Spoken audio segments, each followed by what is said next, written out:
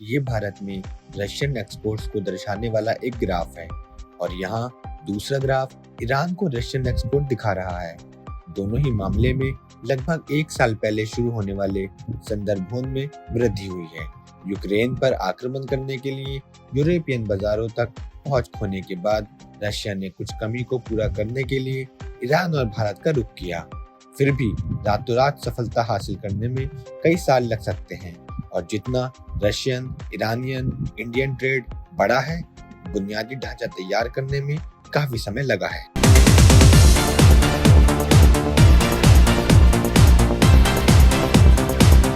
वर्षों से मॉस्को ने जहाज, रेल और सड़क द्वारा एक वर्टिकल एक्सिस के साथ अपने व्यापार को बढ़ाने की मांग की है।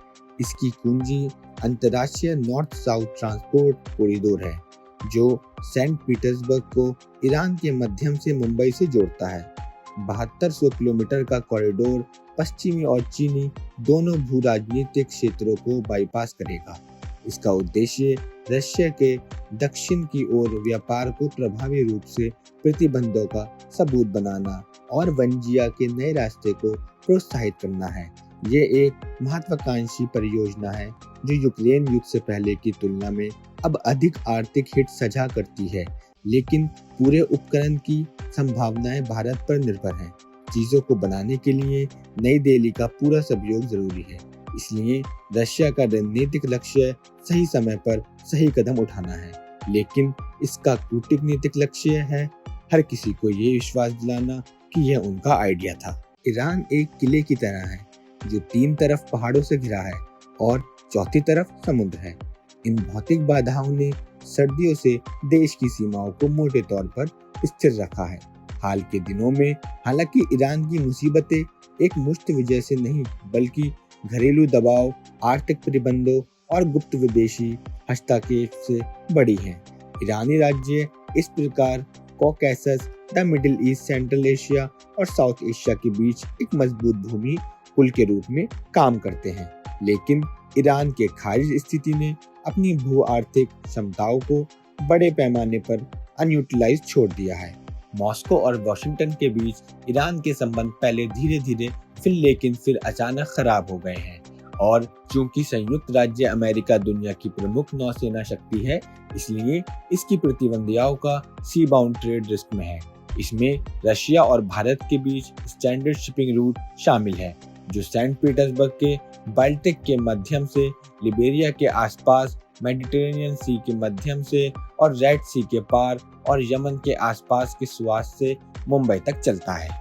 सितंबर 2000 में समुद्री व्यापार पर इस निर्भरता को कम करने की मांग करते हुए मॉस्को ने अंतर्राष्ट्रीय नॉर्थ साउथ ट्रांसपोर्ट कॉरिडोर स्थापित करने के लिए भारत और ईरान की सरकारों के साथ एक समझौता पर हस्ताक्षर किए और बाद के वर्षों में Kazakhstan, Belarus, Oman, Tajikistan, Azerbaijan, Armenia और सीरिया, बल्गेरिया के साथ समझौते में शामिल हो गए।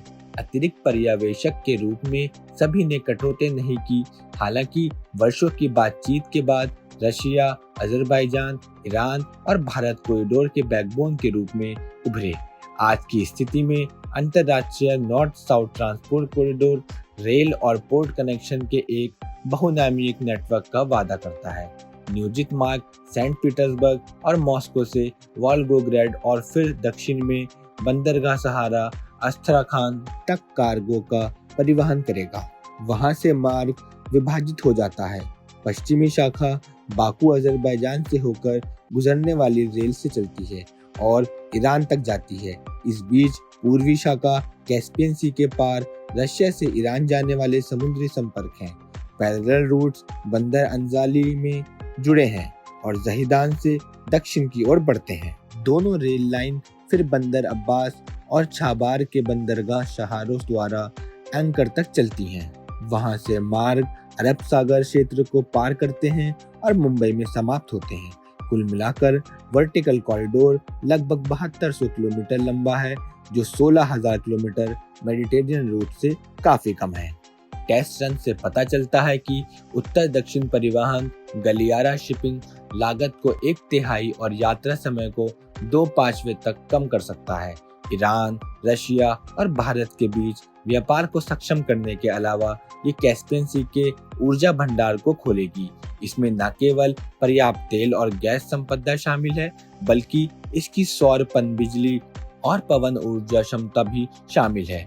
असल में जब कैस्पियन संसाधनों की बात आती है तो नॉर्थ साउथ ट्रांसपोर्ट कॉरिडोर तीनों राज्यों तक आता है। रशिया की परियोजनाओं को फिर से जीवंत करने की इच्छा शांत अलगाव की तुलना में आर्थिक आवश्यकता से अधिक है। इसमें न केवल पर्याप्त तेल और गैस की संपत्ति शामिल है, जो प्राथमिकता से बहुत दूर है। एक अवधारणा के रूप में कॉरिडोर 2 दशकों तक काफी हद तक निष्क्रिय रहा। यह पश्चिम द्वार हाल के प्रतिबंधों के साथ ही था कि परियोजनाओं ने रशिया के लिए आर्थिक जीवन रेखा के रूप में नया मतलब लिया। इसके लिए मॉस्को, नई दिल्ली और तेहरान ने कॉरिडोर की एक्सिस के साथ कुल $38 बिलियन की 102 भारी बुनियादी इंफ्रास्ट्रक्चर प्रोजेक्ट्स में निवेश किए हैं। इसमें डॉन वोल्गा नदी को व्यावसायिक रूप से नौगामी बनाने के लिए मॉस्को की $1 बिलियन की योजना शामिल है। वोल्गा और डॉन नदियों को जोड़कर रशिया अपने प्रमुख जलमार्गों को एक सिस्टम में ज्वाइन कर देगा। ये कैस्पियन सी के बाजार को ब्लैक सी में भी शामिल करेगा। इस प्रक्रिया में रशियन से ईरान तक फैले नॉर्थ साउथ ट्रांसपोर्ट कॉरिडोर के साथ नई मूल्य श्रेणियां उभरेंगी। फिर भी इस प्रक्रिया में कार्गो को अजरबैजान से गुजरना होगा। जमीन या समुद्र के द्वारा बाकू और तेहरान दोनों ने अस्त्रा रैश रेलवे को $500 मिलियन देने का वादा किया है और इसे 2025 तक पूरा करने पर काम कर रहे हैं। यह रेलवे कॉरिडोर की सफलता के लिए शायद सबसे महत्वपूर्ण घातक है। यह सबसे कठिन इंजीनियरिंग वार भी रहा है। रेल की पटरियां ऊबड़ खाबड़ पहाड़ी इलाकों से होकर जाती हैं और इनमें कुल 53 सुरंगें और 45 पुल हैं। चूंकि अजरबैजान मध्य कॉरिडोर जैसे प्रतिस्पर्धी ट्रांजिट रूट्स के नेक्सस पर खड़ा है, बाकू का पोर्ट निकट भविष्य के लिए मैक्सिमम कैपेसिटी पर होगा। अस्त्रा रैश रेलवे इस प्रकार रूसी ईरान व्यापार के लिए एक अधिक विश्वसनीय आउटलेट साबित हो सकता है। बुनियादी ढांचे का एक और अधूरा टुकड़ा जहीदान से जापान तक जुड़ी रेल लाइन है।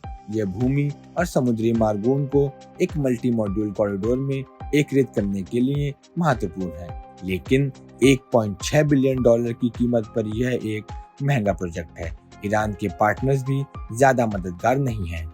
न्यू दिल्ली, मुंबई, छापार के बीच कनेक्टिविटी को प्राथमिकता देती है, जबकि मॉस्को से संसाधन यूक्रेन में युद्ध के प्रयासों में बंधे हुए हैं।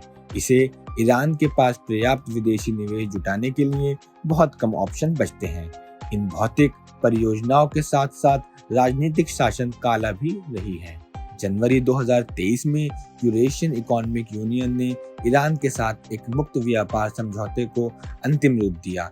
एक बार जब सौदा बल में प्रवेश कर जाता है तो बिलैटरल ट्रेड में तेजी आएगी। रशिया और ईरान के लिए न्यूट्रल स्टेट्स को शामिल करना चीनी आर्थिक अधिपति और वेस्टर्न ब्लॉक से बहुत आवश्यक व्यापार विविधीकरण प्रदान करता है, जो उन्हें परिया स्टेट्स के रूप में देखते हैं। मॉस्को और तेहरान क्रमशः प्लैनेट पर सबसे सैंक्शन गवर्नमेंट के लिए गोल्ड और सिल्वर मेडल रखते हैं। इसलिए दोनों की स्वाभाविक प्रतिक्रिया भारत जैसे न्यूट्रल स्टेट्स के करीब जाने की रही है। अपने हिस्से के लिए न्यू दिल्ली ने पूरे 2022 में रूसी व्यापार में 4 गुना वृद्धि दर्ज की। विशेष रूप से मॉस्को को लक्षित पश्चिमी प्रतिबंधों ने भारत को अधिशेष रूसी तेल को छूट पर स्कूप करने की अनुमति दी है। नॉर्थ साउथ ट्रांसपोर्ट कॉरिडोर इसे यूरेशिया के भौतिक परिदृश्य में तराश कर एक पारस्परिक रूप से लाभप्रद आर्थिक संबंध शुरू करेगा और मैच स्वर्ग में बना हुआ प्रतीत होता है, क्योंकि भारत उतना ही खरीदना पसंद करता है जितना रशिया बेचना पसंद करता है। न्यू दिल्ली के अपने व्यापारिक सौदे बढ़ाने के अपने मकसद हैं, जिनमें से कुछ क्रेमलिन के जियोपॉलिटिकल ऑब्जेक्टिव्स के विरुद्ध हैं। भारत 2030 तक अपने कुल व्यापार मूल्य को $640 बिलियन से बढ़ाकर $2 ट्रिलियन करने की योजना बना रहा है और उत्तर दक्षिण परिवहन गलियारा एक ऐसा साधन है जिसके माध्यम से वह अपने उद्देश्य को प्राप्त कर सकता है। संबंधित रूप से 2018 के बाद से न्यू दिल्ली ने ईरान के 6 बार बंदरगाह पर संचालन संभाला है। अर्थात ये आगे की बुनियादी ढांचा परियोजनाओं के माध्यम से सेंट्रल एशिया मार्केट्स में प्रवेश करने की दृष्टि से भारत को पर्शियन गल्फ तक वाणिज्यिक पहुंच की अनुमति देगा। भारत के लिए छाबार साइड प्रोजेक्ट का सामरिक तक चाइना पाकिस्तान इकोनॉमिक कॉरिडोर को पीछे छोड़ना है। फिर भी बीजिंग के हिटोन को खुले तौर पर चुनौती देने से न्यू दिल्ली मॉस्को के साथ दरार पैदा कर सकता है। रशिया और भारत के बीच संबंध काफी पुराने हैं। दोनों पक्षों के सांसद पुराने मित्र होने का दावा करेंगे, लेकिन सत्य फ्रेंड्स ऑफ कन्वीनियंस है। जहां तक रशिया और चाइना का सवाल है, वॉशिंगटन के लिए आपसी तिरस्कार उन्हें एक साथ करीब ढकेलता है, लेकिन वे अपने लंबे और अशांत हिस्ट्री को हिला नहीं सकते। इस बीच भारत अमेरिकन नेतृत्व वाले क्वेड गठबंधन के साथ अपने संबंधों को गहरा कराते हुए पश्चिमी ब्लॉक के करीब पहुंच रहा है। उसके शीर्ष पर पिछले साल से चाइना रूसी तेल के लिए एक प्रमुख गंतव्य बन गया है। यूरोपियन बाजार तक पहुंच खो देने के बाद मॉस्को बीजिंग से मुंह नहीं मोड़ सकता। तो क्या चाइनीज अमेरिकन तनाव भारत में बढ़ सकता है और रशिया खुद को बात के विपरीत दिशा में पा सकते हैं? ये सभी विचार अनिश्चितता में वर्टिकल कॉरिडोर के भरोसे को कम करते हैं। ईरान अभी भी अधिक जटिल है। पड़ोसी अजरबैजान के साथ उसके संबंध आंशिक रूप से इजराइल और टर्की के साथ घनश्याम संबंधों के कारण आंशिक रूप से तनावपूर्ण रहे हैं। ईरान के बहुसंख्यक अजरबैजानी क्षेत्रों में अप्रकात अलगवाडी प्रवृत्तियों के बारे में भी चिंताएं हैं। यदि ईरानियन अजरबैजानी अलगवाडी हथियार उठा लेते हैं और स्थिति विपरीत हो जाती है, तो ईरान यूगोस्लाविया के रास्ते पर जा सकता है और संतुलन बना सकता है। इसलिए यदि अस्तारा राष्ट्र रेलवे के माध्यम से नए कोनेक्सियों ने ईरानियन राज्यों की अखंडता को खतरे में डाला, तो तेहरान पूरी परियोजना के बारे में दोबारा विचार कर सकता है। अगर ऐसा हुआ तो कॉरिडोर को अनिश्चित काल के लिए ठप किया जा सकता है। कुल मिलाकर अंतर्राष्ट्रीय नॉर्थ साउथ ट्रांसपोर्ट कॉरिडोर एक ऐसी योजना है जो रशिया, भारत और ईरान की प्रोफाइल को बढ़ाने के लिए है, लेकिन हर राज्य इस सौदे से अपना लाभ प्राप्त करना चाहता है। हालांकि प्रत्येक पक्ष सामान्य जोर से सहमत है, लेकिन उनकी अलग अलग नीतिगत प्राथमिकताएं भविष्य में दरार का संकेत दे सकती हैं। लेकिन रशिया जियोपॉलिटिक्स में एक अनुभव है। ये जानता है कि खेल कैसे खेलना है, और इसे भी महत्वपूर्ण बात यह है कि ये जानता है कि कैसे गेम को पलटना है और एक नया खेल शुरू करना है। तो आज की वीडियो में इतना ही। आप अपना ख्याल रखिए, और यदि आपको हमारी वीडियो पसंद आई तो लाइक और सब्सक्राइब कीजिए। इस वीडियो को अपने दोस्तों के साथ शेयर कीजिए। अगली बार ऐसे ही किसी दिलचस्प टॉपिक के साथ मिलेंगे। तब तक के लिए जय हिंद।